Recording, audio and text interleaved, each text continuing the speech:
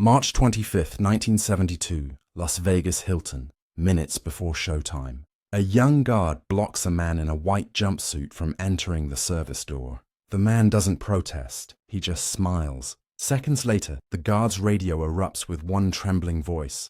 That's Elvis Presley. Let him in, now. Las Vegas, March 25th, 1972. The desert air hums with neon heat. Inside the Las Vegas Hilton showroom, more than 20,000 fans wait beneath chandeliers that shimmer like liquid gold. The stage lights test in flickers, blue, amber, white. Crew members hurry across the floor, whispering about the man who's about to walk on stage for his sold-out residency. But outside, under a side awning near the loading ramp, a quiet figure steps out of a black Cadillac. He adjusts his collar, white, studded with gold phoenix embroidery, and takes a long breath. It's Elvis Presley, 37 years old, at the height of his power, yet oddly calm, as if the noise inside doesn't belong to him. He tells his aide, Charlie Hodge, "Let's go in this way tonight. Fewer eyes." Charlie hesitates, then nods. They head toward the side entrance used by stagehands and delivery drivers. At the door stands a young man in a crisp Hilton security uniform, Jim Matthews, 24, first month on the job. He's never seen Elvis in person, only on record sleeves and black and white TV footage. Under the dim yellow light, the king looks almost unreal. Just another performer in a shiny costume. Jim lifts a hand. "Sorry, sir. Staff only. Artists come through the main hall." Charlie starts to speak, but Elvis raises a hand to stop him. "It's all right, son," he says softly, his voice deep, gentle. "Just trying to get inside for the show." Jim squints. "Show's already locked down. I can't let anyone without clearance." Inside, the crowd begins to chant, "Elvis! Elvis!" Their voices muffled through concrete walls. The sound rolls like thunder, shaking the guard's radio belt. He ignores it, staring firmly ahead. The man in white doesn't seem offended. In fact, he looks almost amused. Elvis tilts his head, half smiling. "You're doing your job, partner. That's good." Charlie's eyes dart toward the service hallway, impatient. "He is the show," he mutters under his breath. But Jim doesn't hear. He's too focused on procedure, the one rule drilled into him. No badge, no entry. The air feels thick. Somewhere behind the door, a stagehand yells for lights, and a muffled cheer rises. Time is slipping fast. For a brief moment, Elvis looks up at the hotel's towering facade, his name glowing in 50-foot neon letters. He could point to it. He could demand to be recognized. But instead, he just folds his hands behind his back. "Tell me something," he asks quietly. "You ever seen one of my shows?" Jim hesitates, caught off guard by the question. No sir, not yet," Elvis smiles wider. "Then maybe tonight's your lucky night." A flicker of doubt crosses Jim's face. Something in that voice feels unmistakable, rich, resonant, the same tone he's heard on Can't Help Falling in Love. Still, he shakes it off. "Sir, please, I can't take chances." Inside, the band strikes the opening chords for C.C. Rider. The crowd erupts. The building trembles. Elvis looks toward the noise, then back at the young guard. "Looks like they're starting without me," he says, almost teasing. Jim's radio crackles to life. "Unit 2, anyone got eyes on Presley? Stage manager says he's not inside yet." Jim freezes. The name hits him like a thunderclap. Slowly, he turns toward the man in white, his breath catching. Elvis nods once, kindly. "Go ahead, son." "Say it," Jim stammers. "You're—" But before he can finish, the radio voice barks again, louder this time. "That's Elvis Presley. Let him in, now." Everything around them stops. The low hum of the fluorescent lights, the chatter of nearby workers, even Charlie's nervous tapping halts. Jim's face flushes crimson. "Mr. Presley, I didn't know, sir. I'm so sorry." Elvis just laughs, a warm rolling sound that softens the tension. "Don't worry about it. World'd be a mess if folks stopped doing their jobs." He steps forward, gently pats Jim's shoulder, and adds quietly, "I ain't mad, son. You just reminded me what humble looks like." The hallway feels different now, lighter, calmer. Behind the stage door, the announcer's booming voice cuts through. Ladies and gentlemen, the one and only, Elvis Presley. But the king isn't on stage yet. He's still standing in front of the young guard, who almost stopped him from entering his own show. The seconds stretch, charged and silent, because the next choice Elvis makes will turn this small mistake into one of the most legendary acts of grace in Vegas history. Distant roar of crowd echoing through corridor. Faint guitar riff bleeds in. Elvis smiles, adjusts his collar and says quietly, "Come on, son, walk me in." The heavy service door swings open with a metallic groan. Inside, the narrow hallway buzzes with movement. Technicians running cables, costume racks rolling past, a faint smell of hairspray and stage smoke. Elvis steps in beside Jim, who still can't lift his eyes from the floor. The echo of the crowd outside vibrates through the walls like a living heartbeat.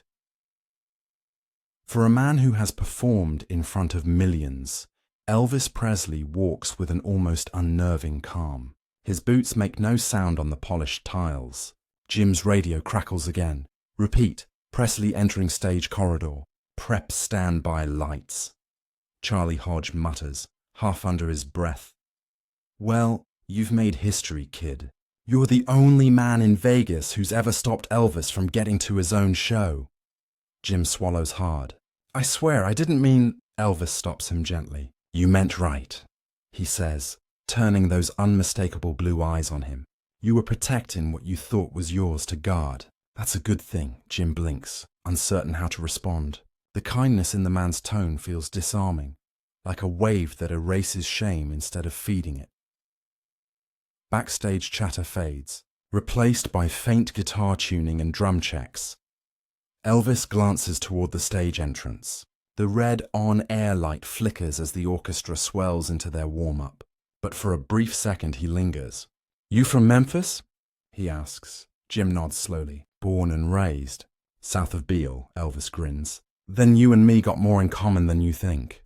A pause. Then, with a quiet chuckle, he adds, "Never thought I'd have to prove I'm me in my own hometown." The tension breaks. Charlie laughs. Even Jim lets out a nervous grin. But beneath it, something heavier remains. The weight of almost disrespecting a legend. Inside, the MC's voice echoes faintly. 2 minutes till curtain. Elvis's reflection catches in a mirror along the hallway. A flash of gold, white and calm authority. He tilts his head at his own image and says softly, "Sometimes the Lord's got funny ways of reminding us to stay humble." He turns back to Jim. "You got a name, son?" "Jim Matthews, sir." "Well, Jim Matthews," Elvis says, "tonight you're my good luck charm." The words hang in the air like a promise. From deeper in the hall, a production assistant rushes up. "Mr. Presley, sir, we're ready for you. Front entrance if you prefer." But Elvis shakes his head. "Nah, we'll take the long way. I'm enjoying the company," the assistant stammers. "Sir, the crowd's already—" "Let 'em wait," Elvis says with a wink. "Ain't the first time I've been fashionably late." The small group moves down the corridor. Jim trails slightly behind, still unsure whether to disappear or follow. Elvis glances over his shoulder. "Walk with me, Jim. You started this. Might as well see how it ends."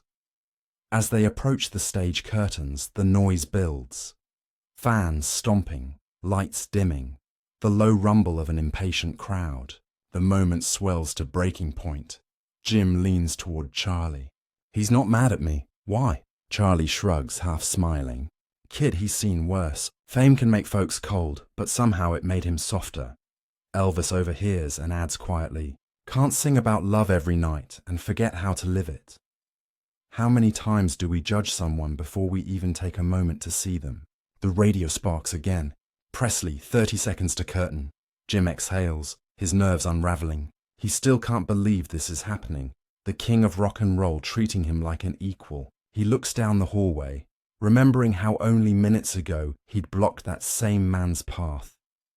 They reach the final door before the stage. Elvis turns, hand on the handle, and looks Jim dead in the eye. You know, he says, most folks would have yelled, maybe cursed, but you kept your cool. That's something to hold on to.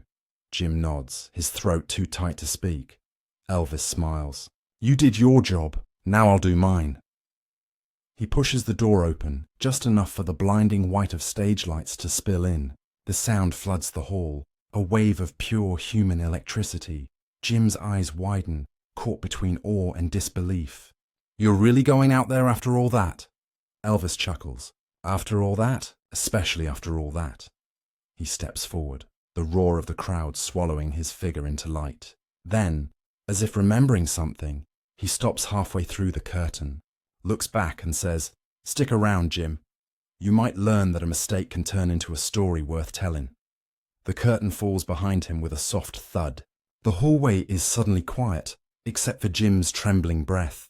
How often do we get a second chance to meet Grace face to face? Jim doesn't know it yet, but before the night is over, Elvis will turn that awkward hallway encounter into a moment the entire Hilton staff will remember for decades. The music shakes the floorboards. Every snare, hit, and horn blast travels through the walls, rattling the picture frames in the hallway. Jim stands frozen behind the curtain, his pulse keeping time with the drumbeat. From where he's standing, he can see only a sliver of the stage. Elvis, center spotlight, shimmering under gold beams. The crowd of more than 2,000 people moves like a single organism, their cheers cresting with each lyric. Jim watches, awestruck, guilt burning in his chest. He had almost barred this man from his own stage. He thinks of the look in Elvis's eyes. Not anger, not arrogance, just quiet understanding. Charlie nudges him. You all right, kid? Jim nods, though his voice comes out small. I can't believe I did that. I didn't recognize him. How could I not? Charlie shrugs. Happens more often than you'd think. He never takes the easy way in. Keeps him grounded. On stage, Elvis finishes a song and takes a sip of water.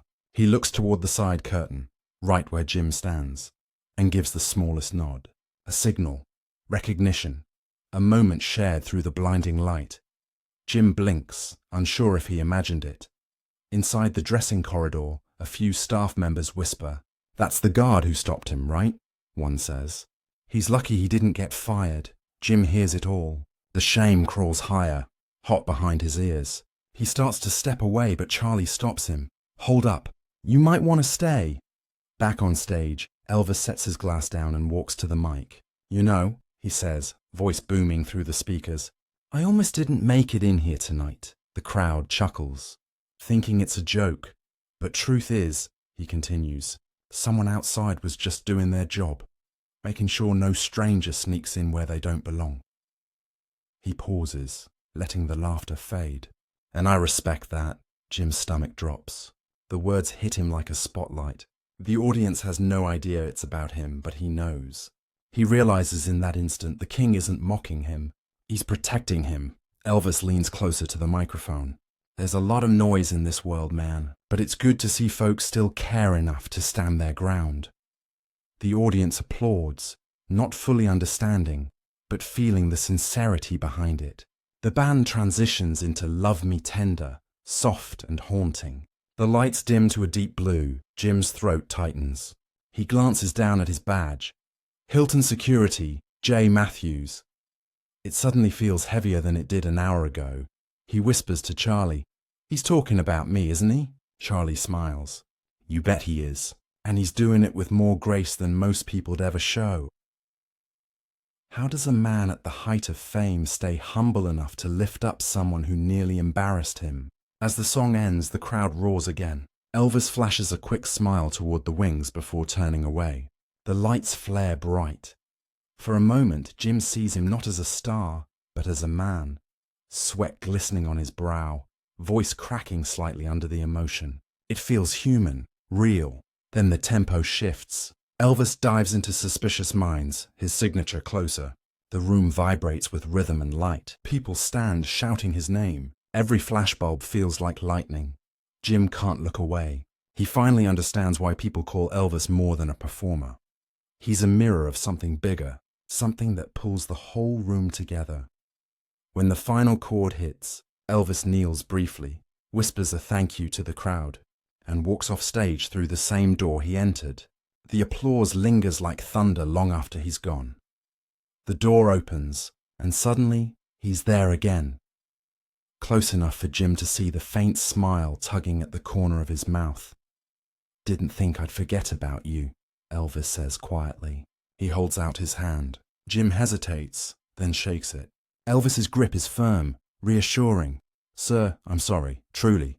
Elvis shakes his head. "Don't be. You kept a door closed till you knew who was on the other side. Ain't nothing wrong with that." He glances at Jim's badge, then adds, "You just keep guarding like that. One day you'll realize that doing the right thing's never something to apologize for." Jim can't find words. His chest feels tight, eyes burning. Elvis pats his shoulder once more, and the gesture says everything words can't.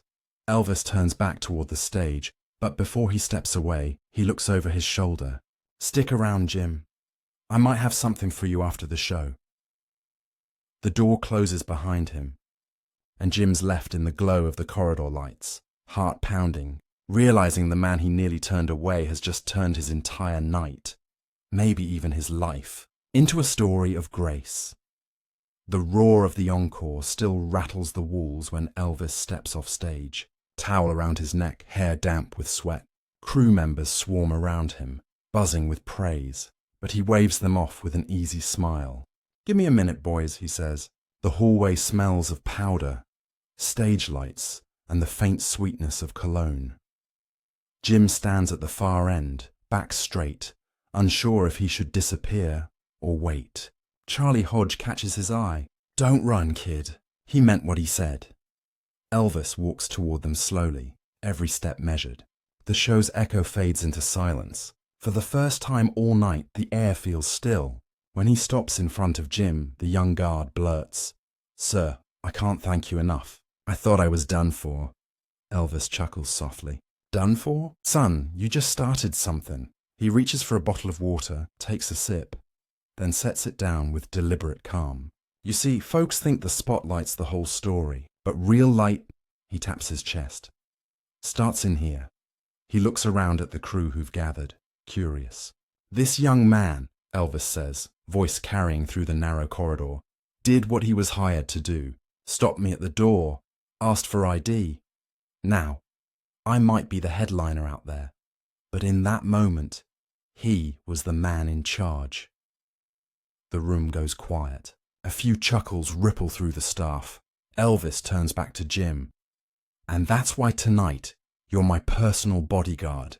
"For real," laughter breaks out. The tension shatters into applause. Someone whistles. Another claps Jim on the shoulder.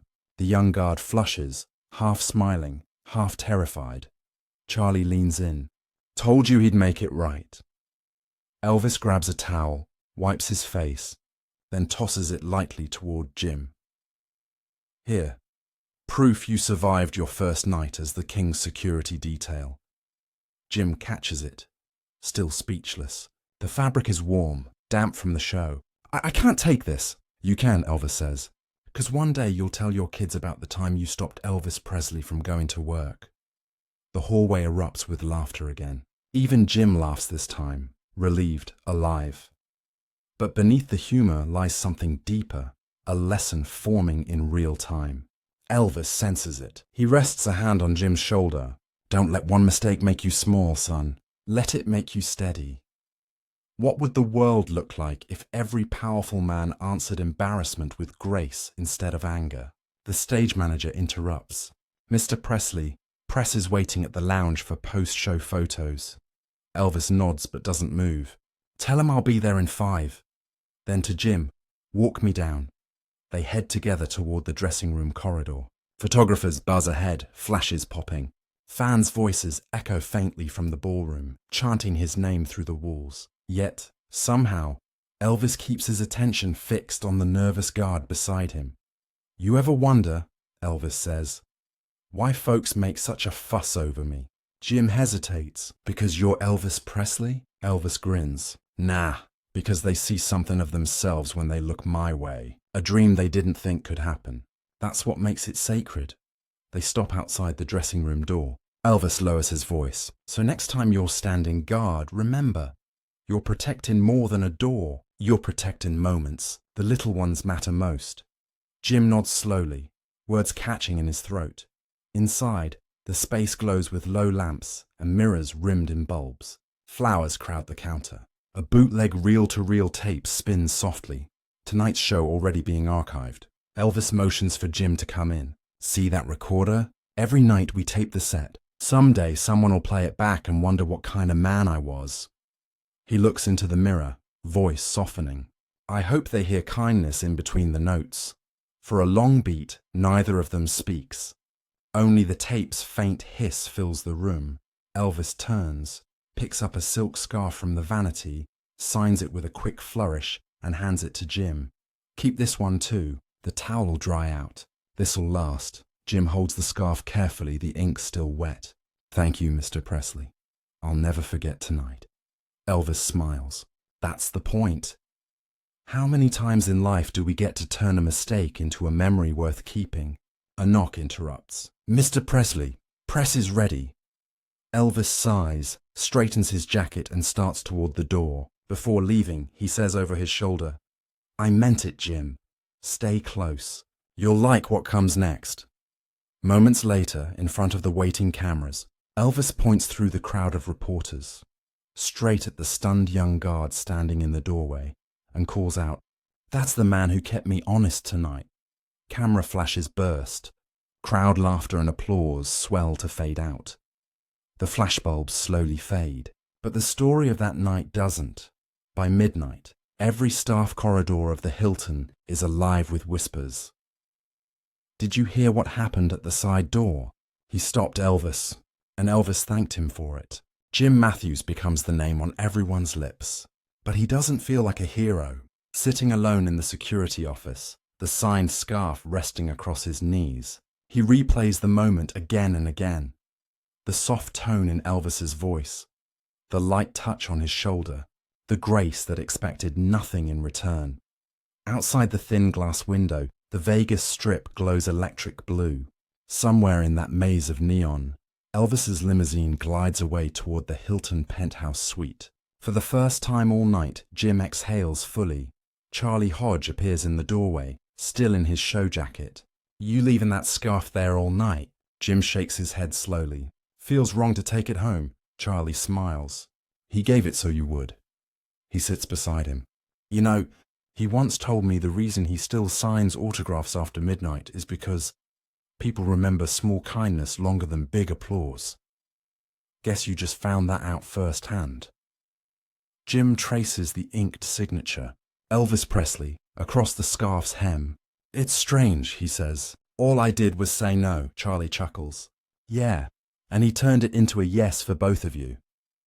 How often does one act of humility rewrite the whole meaning of a night? Time passes. The next morning, hotel staff line up to greet Elvis before his departure. When he spots Jim near the service elevator, he waves him over. Morning, son. You sleep? Barely, Jim admits. Elvis laughs, that same low warmth. Don't worry, nights like that don't fade easy. He signs a program for another fan, then glances back at Jim. Keep that scarf. When things get tough, look at it and remember. Grace is louder than pride. Grace is louder than pride. Jim never forgets it. He watches as Elvis heads toward the limousine. Cameras flash, fans cheer. Then, just before stepping inside, the king turns and gives a two-fingered salute. Not to the crowd, but directly to Jim. That small gesture feels heavier than any spotlight. Years roll on. 1980s Tennessee.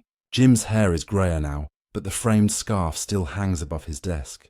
Visitors always ask about it. He tells the story quietly, never dramatized. A story not about fame, but about kindness. On the anniversary of Elvis's death, Jim drives down to Graceland with his daughter. The air smells of candles and flowers. Thousands of fans stand shoulder to shoulder, singing softly. He steps closer to the memorial wall, scarf folded under his arm. Daddy, his daughter asks, did you really stop Elvis Presley? Jim smiles. I did. But the truth is, he stopped me. from ever judging someone too fast again. What if every encounter, even a mistake, was just another chance to learn grace? As they leave, the scarf flutters in the Memphis wind. The gold signature gleams faintly beneath the sun. Back home, the scarf takes its permanent place on the wall, beside a photo of Elvis smiling backstage that same night in '72. A small brass plate beneath it reads, "He didn't recognize the king, but the king recognized his heart." Years later, that same scarf will travel even further, to Graceland's archive room, where the legend of that humble night will live on forever. Nearly 50 years later, the scarf still exists, its fabric faded to cream, the ink slightly smudged from time and touch. Inside the Graceland archives, it rests behind glass, under soft white lighting. Visitors lean close to read the small placard. He didn't recognize the king, but the king recognized his heart. The curators say it's one of their most asked about artifacts, not because it's jeweled or rare, but because of the story behind it, a story that began with a simple misunderstanding and ended with a lesson in humanity.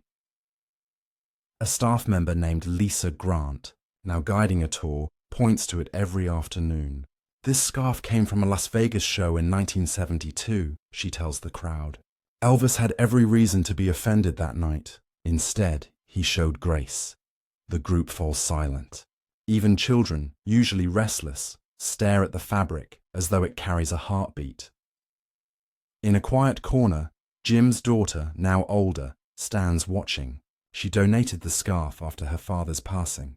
He said it belonged with the man who gave it meaning, she explains softly to a visitor. She runs a finger along the glass.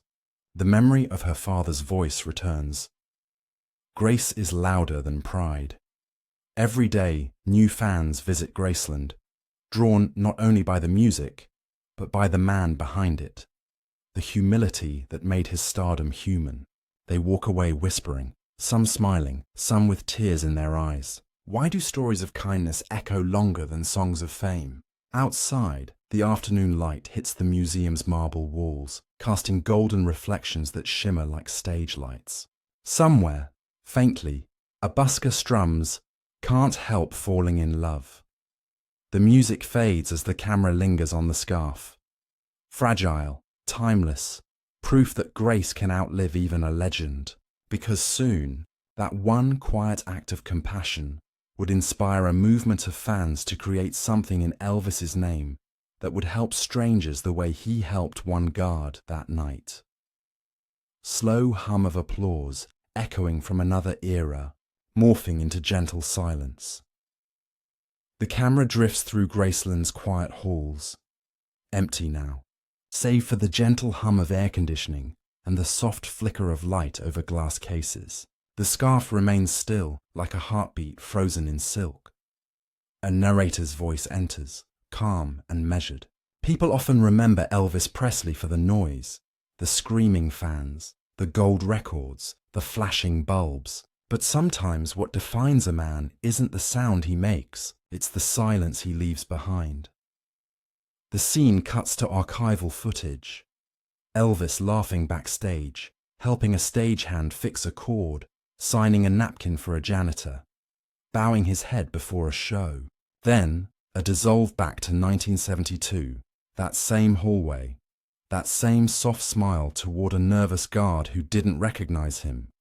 He could have shouted, he could have humiliated. Instead, he chose understanding, and in that single choice, one moment of compassion inside a city built on ego, Elvis gave the world something bigger than a performance. He gave it proof that humility never goes out of style. If kindness costs us nothing, why do we spend it so rarely?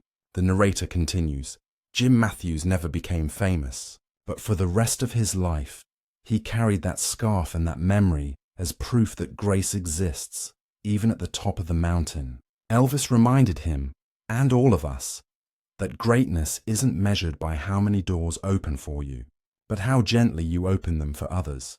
Sometimes the greatest show a man ever gives happens off stage.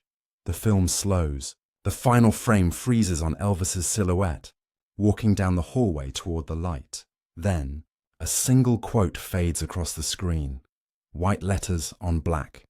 Don't criticize what you don't understand, son. You just might learn something. Elvis Presley. The music fades to stillness. The light dims, and somewhere, unseen, an audience of one, a humble guard named Jim, smiles again in memory. If this story moved you, share it forward. Because stories like this remind us that fame fades, but grace doesn't. Leave a comment with someone who's ever shown you kindness when you least deserved it, and keep the spirit of the King's compassion alive.